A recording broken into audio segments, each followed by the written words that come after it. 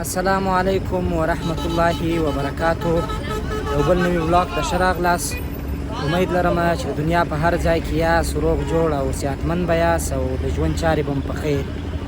بیا هم د کابل ښار دی، د غرمې وخت دی، نو راغلی یم د غرمې ډوډۍ خورم د کابل د دارالامان پر سړک باندې په یو هوټل کې.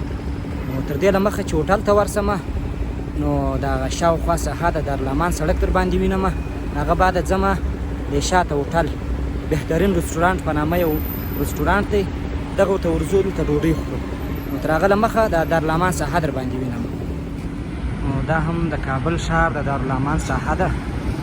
دا نوم ډېر ښایسته ساحه ده، ډېر له پخوا څخه ښه جوړه ده، ښه دو طرفه یعنې څلور لاینه سړک لري، ډېر پاک منظمه ساحه ده. دا مخامخ هم تپی انتن ورته وایي دا، او دلته د ټلیفونانو یا ټلیکمونیکیشن ټولې خادې دلته ولاړې دي. او دا دارالامان هم ډېره پاکه ساحه ده په کابل کې.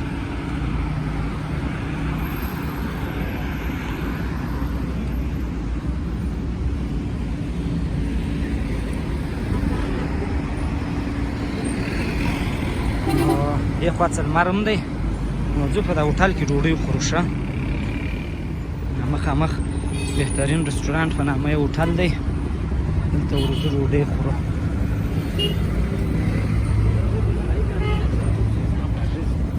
کومه ده لاره؟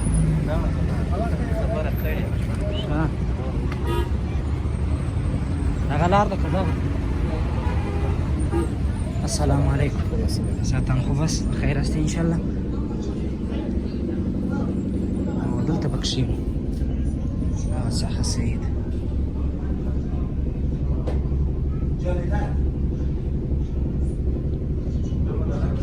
راغلو رستورانت کې کښېنستو، د یو چا ادرس راکړی و چې دا ځای ښه کنجد پلو هم لري او ښه کباب هم لري. اوس به یې وګورو چې څنګه کباب لري. هوټل خو ښه هوټل معلومېږي، ښه رستورانت معلومېږي. انتظار یو کنجد پلو او کباب راځي.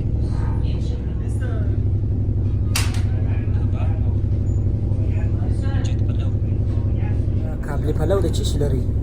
د کنجد پلو لري، کنجد پلو ښه پاک پلو مو دی ښه. او کباب غوښه چی شي ده؟ کباب غوښه هم د پسه ده هم د خوسي. ښه نو یو به کباب راوړې، یو به ښه ښایسته کنجد پلو راوړې. صحیح ده، ډېره مننه.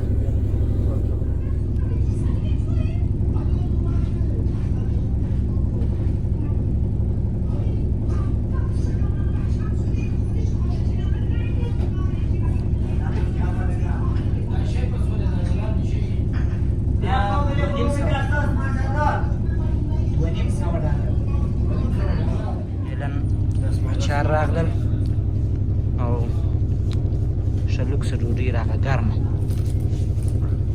نو د کنجد پلو د کابلي په تمه ناست شو. اوس ورکم پر باندې کنجد پلو هم راغی. دا د دې غوړي د کنجد دې خطې دا د کنجد په نامه مشهور دی. لوبیا مو سره راغله، سلات او دا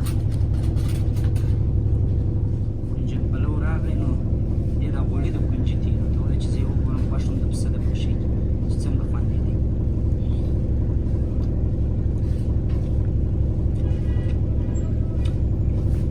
خوند یې ښه خوندور دی.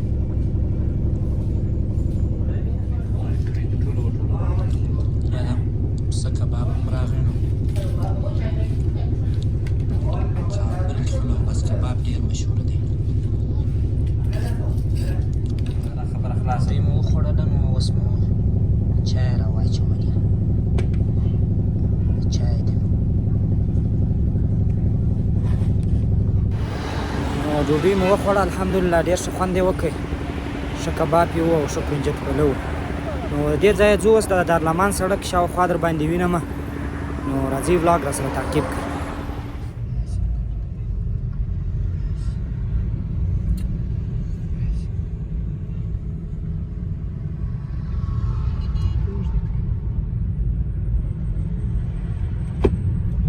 بس هوټل کې مو ډوډۍ وخوړله،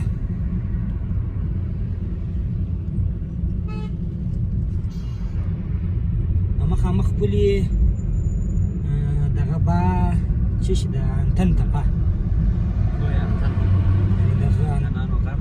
د انتنانو غر دی نو د اکثره دا کمپنۍ چې بیا ټیلیکومونیکیشن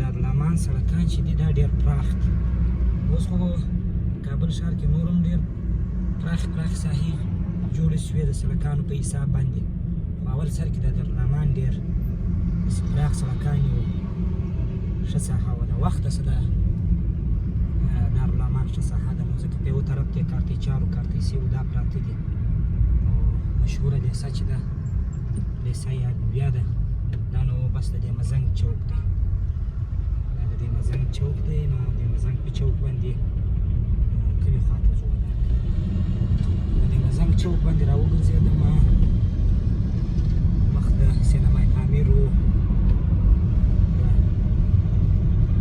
شاید د شمشیرې په طرف باندې دغه یو دیوال چې دی دا ډېر مشهوره دی په دا غره کې دا در باندې وینم اوس دا ډېر مشهوره دیوال دی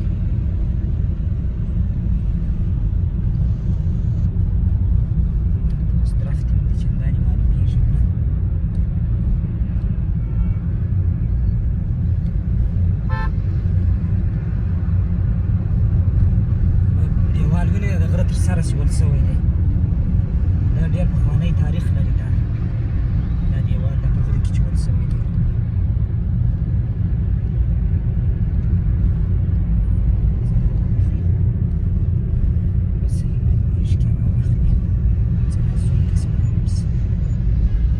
د غره کورونه خو نو وینې دا ډېر لوکس خوند کوي بیا نو په دوبي کې بیا ډېره شا وایي لوړه که څه هم ختلو شان زور غواړي خو شا وایي بیا پاکه وایي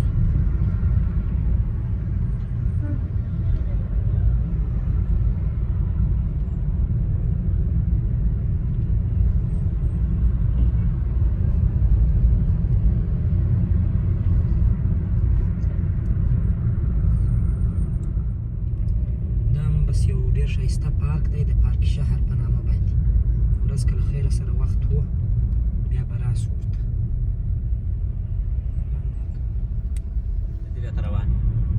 دا بیا یو هوټل دی د طیاره کې جوړ دی یعنې په دا پلین کې دلته خلک ډېر راځي مرحبا رسټورانټ مشهوره دی په کابل کې دا خو دا وزارې سړک ته رارسېدلی دی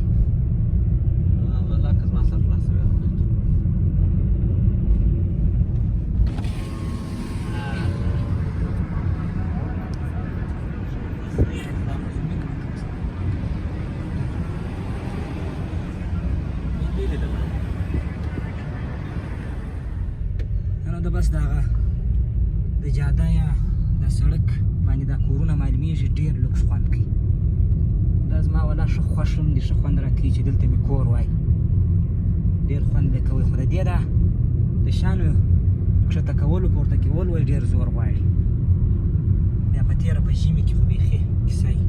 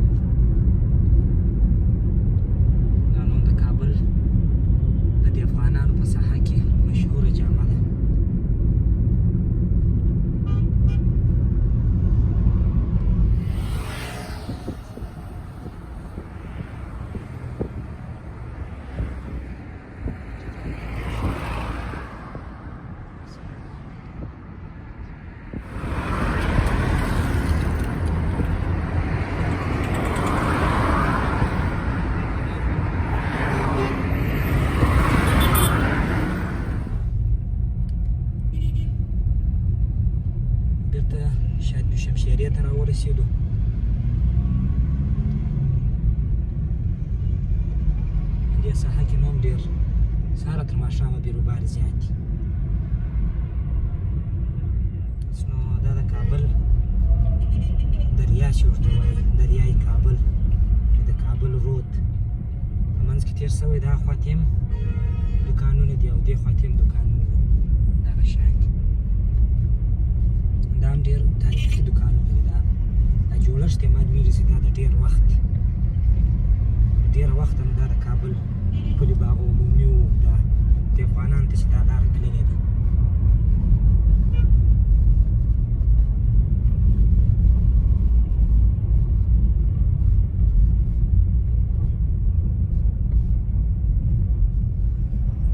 بیرته د ښار له خوا راوګرځېدو راغلو کوټې سنګي ته. نو مازدیګر هم سو نو دا مو فاینل ډیسټینیشن سو. نو دا و د نن ورځې ولاګ. خدای دې وکړي چې د دارالامان او د ښار پر دا ځینې نورو ساحو مو خوند اخیستی او په دارالامان کې مو دا رسټورانټ لیدلی. نو تر یو بل ولاګه پورې ماته راکړئ اجازه. هر چیرې چې یاست ښه وخت ولرئ. د الله په امان.